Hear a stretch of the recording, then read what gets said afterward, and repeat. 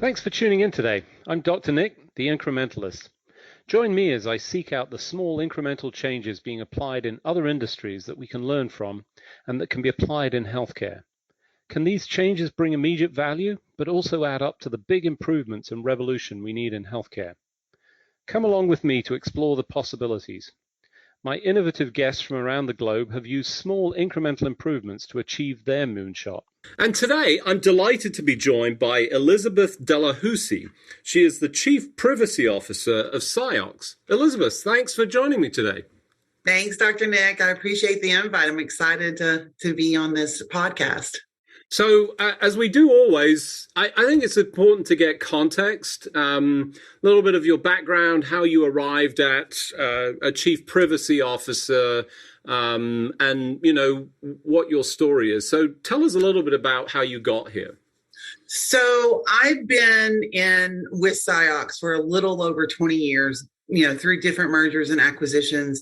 I actually ended up having the chief privacy role assigned to me back in 2016.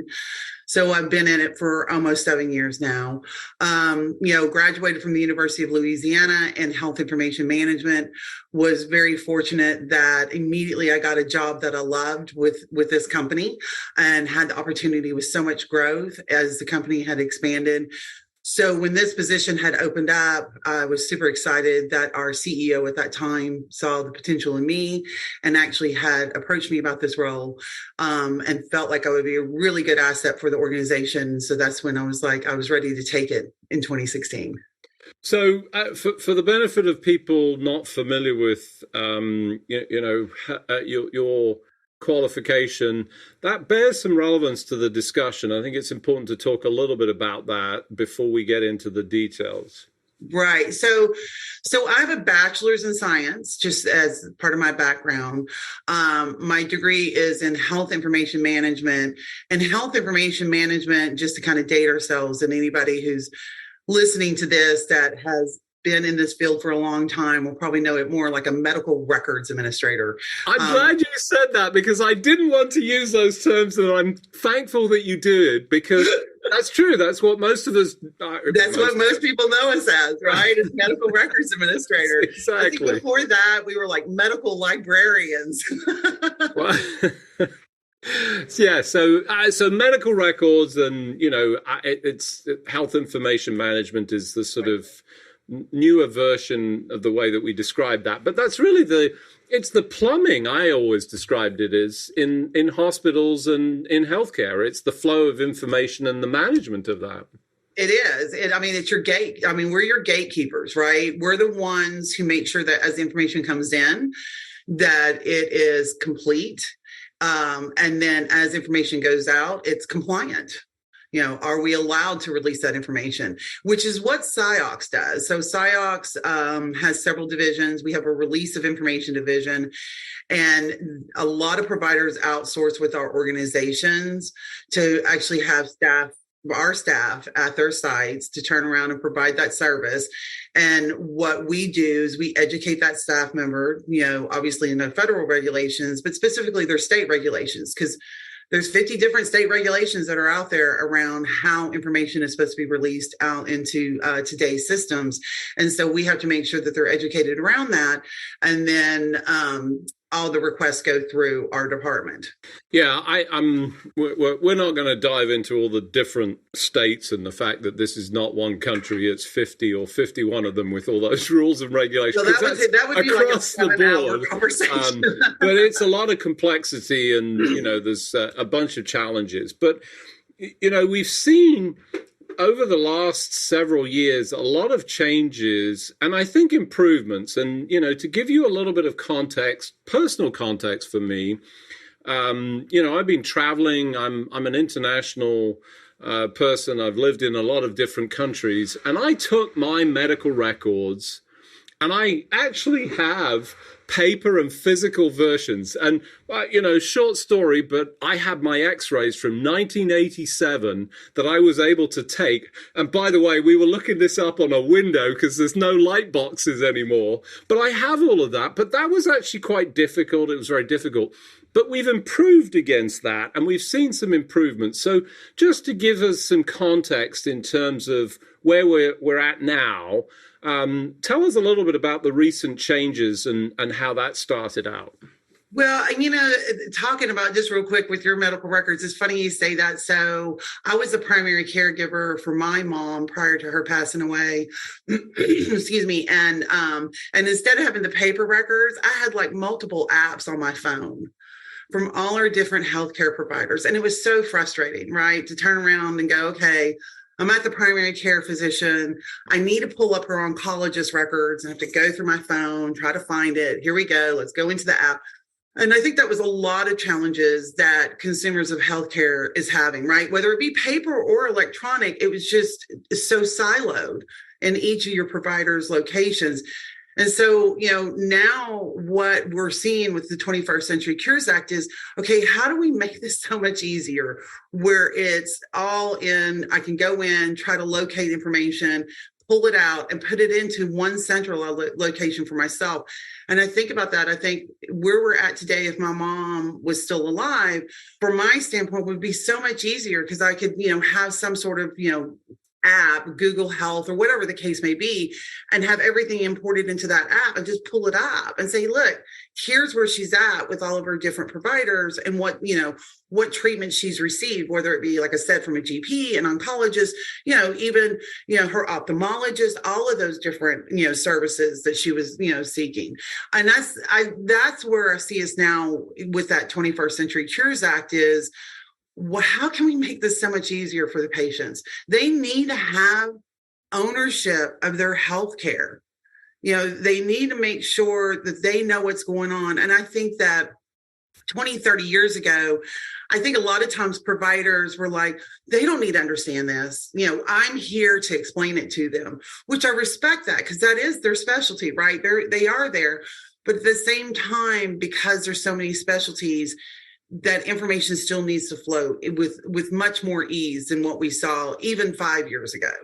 So there's a couple of points in there that are interesting. So first of all, what you're saying is that the technology didn't help you. As we launched, another app, pages and pages of them. Right. And then, what you described, and I think it's interesting, you talked about ownership of healthcare. And the subtext to that, for me, has been the ownership of the medical record. And I don't think it's quite as controversial now, but it certainly was in the early days. It's my medical record. Let's be clear. It's about me. Nothing, no healthcare for me without me involved in that. And I need to have the information. You clearly had some challenges in your world sort of bringing that together because it was all separate. And now we have the 21st Century Cures Act. So I think it's important to understand the history to that and a little bit of the timing, if you could share the specifics of when that came about and what the sort of various markers were in the timeline. Yeah, so I think that let's start with a different entity, federal government entity first, right? Because, this is something that the ease of flow of information has obviously been HHS's goal. And one of their division, which is the Office of Civil Rights, dove into that with high tech. And they talk about in high tech patient right of access. And again, with that one, they didn't dive necessarily with the technology piece of it. And the ownership was mainly put onto the provider on that under those rules as to you, Dr. Nick, as a patient, you have obviously a right to access your information. You have a right to direct it to a third party. You also have a right to ask for it in the form and format in which you feel is ease of use, whether it be paper or electronic. And, that came out back in the early 2000s. And then on top of that, providers, needless to say, trying to roll this all out, there were complaints after it was issued that were coming into OCR. And so, OCR starts issuing guidance. Look, this is what we're recommending. This is what you need to do. The big piece of guidance that came out from the Office of Civil Rights was actually in 2016. So you got a time period of almost 10 years of when high tech comes out, and then, hey, we're putting our foot down. You guys have to follow these particular regs. And then they go into that guidance piece of it. And even then in 2016, with that guidance coming out, you really didn't see the Office of Civil Rights come in with any type of civil monetary penalty until 2019. So 3 years later. In the meantime, then you've got the 21st Century Cures Act that's come out. So now they're focused in on the technology piece of it. And I think what's interesting with the 21st Century Cures Act is that they did not put the ownership solely on the provider, which in my personal opinion was smart, because your technology has a lot of ownership in this. And there's only so much a provider can control when it comes to those technology pieces. And so that's when they started talking about, we need to get everybody in the sandbox. We need to get health information exchange, health information technology, obviously with the, providers, and they named them all as actors. And not, and basically this is what you guys need to do to ensure that these patients now have access to their electronic PHI. So that, again, they don't focus in on the paper piece of it. They see that, we are all moving towards those electronic worlds, trying to get away from that paper documentation. Now, I'll be honest with you, Dr. Nick, paper is still out there, and as frustrating as it is for everybody, I don't know if we'll ever get rid of all that paper. But in the meantime, we do see more and more technology being adopted by the healthcare ecosystem. And now what do we need to do to make sure that these patients now have access through that in that electronic means, i.e. the patient portals, or some sort of, API technology. Again, kind of the scenario I talked about a second ago where, I had all these different apps for my mom. Was there a way where I could have downloaded it into one particular app and maintained it in just that one sole source of, as the source of truth?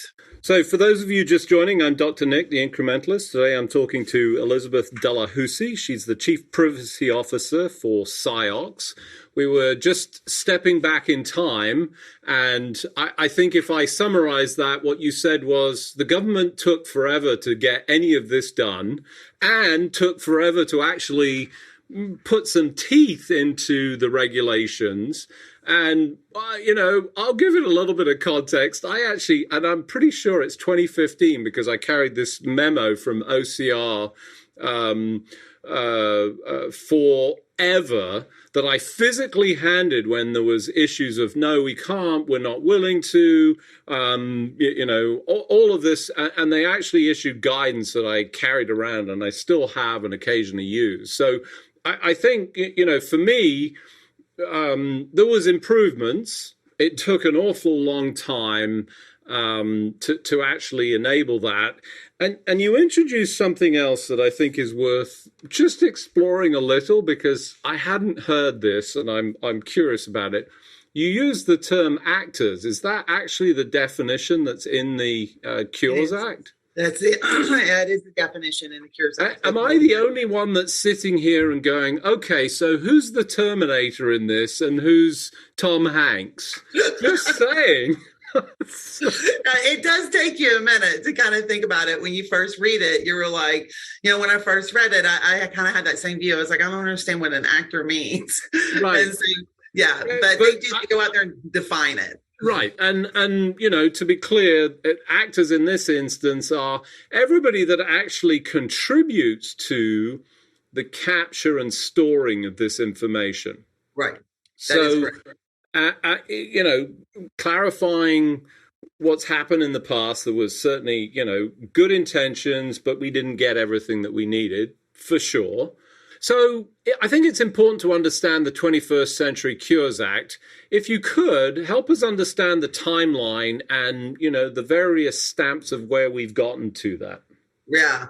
So the rule got published actually in May of 2020.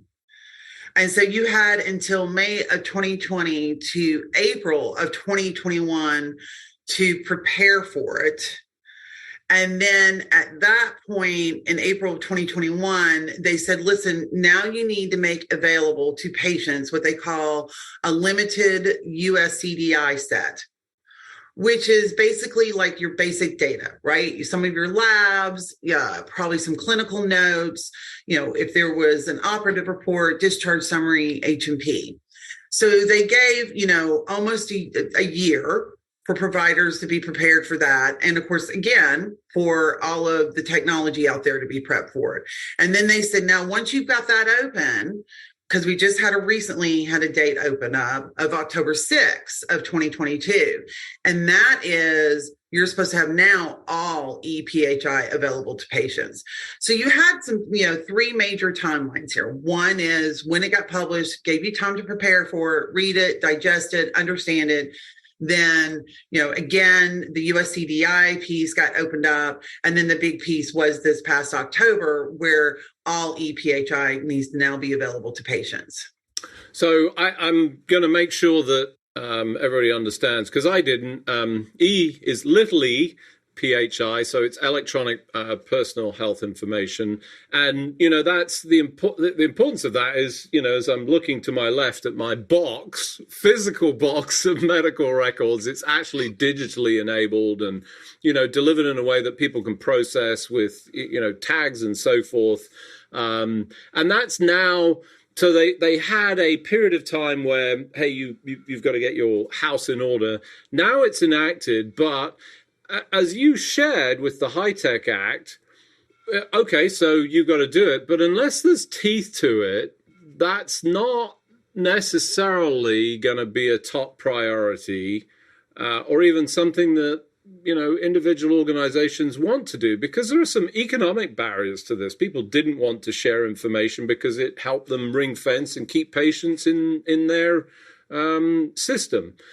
Where are we with the penalties? So there haven't been any definitive guidance issued around the penalties yet. We see in the regulations, obviously a penalty can be issued up to $1 million, and we know complaints have come in, but no guidance has been additionally issued around this, and no penalties have issued.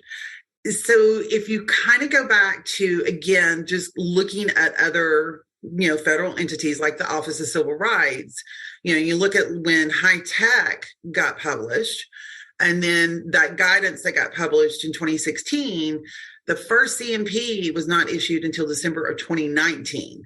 So it could be a few years before an actual penalty gets issued to a provider.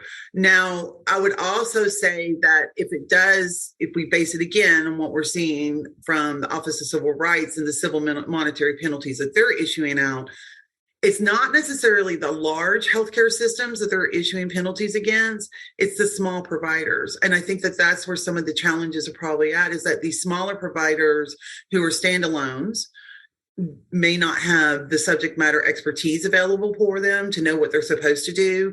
They may not have the financial means to understand what they're supposed to do. Or, simply, like you said, maybe they're like, I want to keep my patients here and I just don't want to do it. So I don't know if it'll end up being a situation where it's the small providers, again, that end up having those penalties issued against them.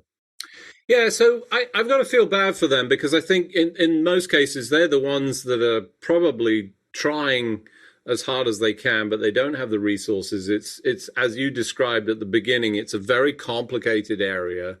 And, loading on penalties, not helpful. I'm just going to call out to the government and say, hey, if you want to issue guidance, just take your 2015 memo, just update HITECH to say Cures Act, and I think we're good. Job done. We can speed up things. I'm simplifying a little, I know. But one of the things I want to be sure, you keep saying providers, but I want to substitute actors, because it's not just the offices, right? So there's some opportunity to say, many of these folks use systems, so it's if the actors are not delivering. So is that true? That's true. And it's a good call out. And I think that a couple of things you got to think about with all of this is, let's look at just basic hospital systems, right? So let's first talk about, you may have a hospital that's part of a merger or an acquisition. So now they become, hospital A and hospital B added together become hospital C. Well, they may use two totally different systems. Mm-hmm. So how are those two systems going to talk to each other? What is the actor who's developing that technology? What are they going to do to ensure that there is a communication flow between those two systems? Or they could actually be using the same system, but they're on two different versions. Oh, yes. Yep. And yes, right. And you know how challenging that can be. Is on two different. I'm not going to call out, but if you have an EMR, you've got one EMR and the version issue. So major challenge, lots of, technical issues. As you think about this going forward, one of the points that I always like to make is maybe people can get ahead of this. So instead of saying, what's my minimal compliance, what's my maximal compliance, and how can I be the good citizen? How can I be Tom Hanks in this? And everybody loves me because I'm really trying hard, because I think it's important for, better healthcare. The more informed we are, the better we are. So how do we go about that? Yeah, so I think one of the biggest things that I've seen in the healthcare ecosystem is not just because we're talking about EMR systems, like the big EMR systems that we know out there. I mean, honestly, Dr. Nick, there's so many different software systems. I think that's the one thing that consumers are not aware of. You have a system for your fetal heart monitor strips. You have a system for your radiology reports. You have a system for your mammogram system. You have a system for your radiation oncology. These are all incremental. They're not part of the big EMR system. So to get it together is, how do you get this freeway connected with a major interstate, as opposed to just these back roads that are going on right now? And that's what the providers are having challenges with, is getting all of these systems connected. And you can imagine, and of course, now this is an assumption on my part, I am sure that there is probably a cost for every time you have some sort of, walkway across, and how expensive that can be, when you've got 15 different ancillary systems and you're trying to get all this information fed in. And I have seen it where, as basic and elementary as it is, where providers are literally tracking their PHI within the organization on an Excel spreadsheet, because that's how they're trying to track all of the locations of information that are coming into their systems. I'm just going to say Excel's better than a piece of paper or a Post-it sticker, but that's okay. True. It could end up in your big box over there next to you. That's right. Okay, so major challenges, developing that interstate information highway, I think is the key. Where, all bets are off at this point. You should be. We just don't know what the consequences are. We do know that there's $1 million, I want to say cap, but maybe it's not, because it could be per individual instance. So my record's $1 million, so that could be a lot more. Where do we go from here?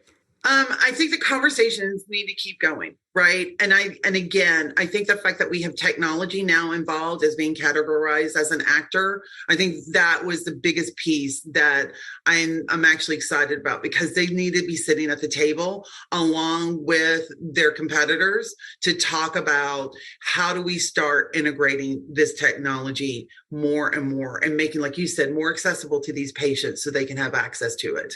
So I think, as I think about the technology piece, it for me, it always feels like it should be solvable. This is not a problem that can't be fixed. It may boil down to money or cost ultimately, but, if it's an older system, perhaps it's time for that older system to go off to the burial site that these old systems do. DOS, Windows 95, although I hear that Windows 95 still persists in some. Or Windows XP, Windows XP, Windows NT. So, oh my goodness. We're clearly dating ourselves. So I think, some real potential to bring this all together. some opportunity. I think good news for patients, good news for physicians and systems, and I think also for the technology sector that is now included as part of that solution set as the actor. So, my call out, my incremental step for those folks is for the technology sector to not be the Terminator, but to be the Wall-E in all of this and bring their character and, commitment to actually delivering it. Unfortunately, as we do each and every week, I've run out of time, so it just remains for me to thank you for joining me on the show. Elizabeth, thanks for coming on the show. Well, thank you for inviting me. I've enjoyed talking to you. Thanks for joining me today. Do you have any better ideas, or have you found a small incremental change that's brought about a big improvement in your world? Let's continue the conversation on our hashtag, The Incrementalist, or share with me at Dr. Nick1 on Twitter. You can find more information about the show on our program page at healthcarenowradio.com, and tune in next time to hear my discussions with leaders and innovators from around the globe who've revolutionized their space by using small incremental improvements to achieve their moonshot. I'm Dr. Nick, the Incrementalist, and I'm starting a revolution through evolution.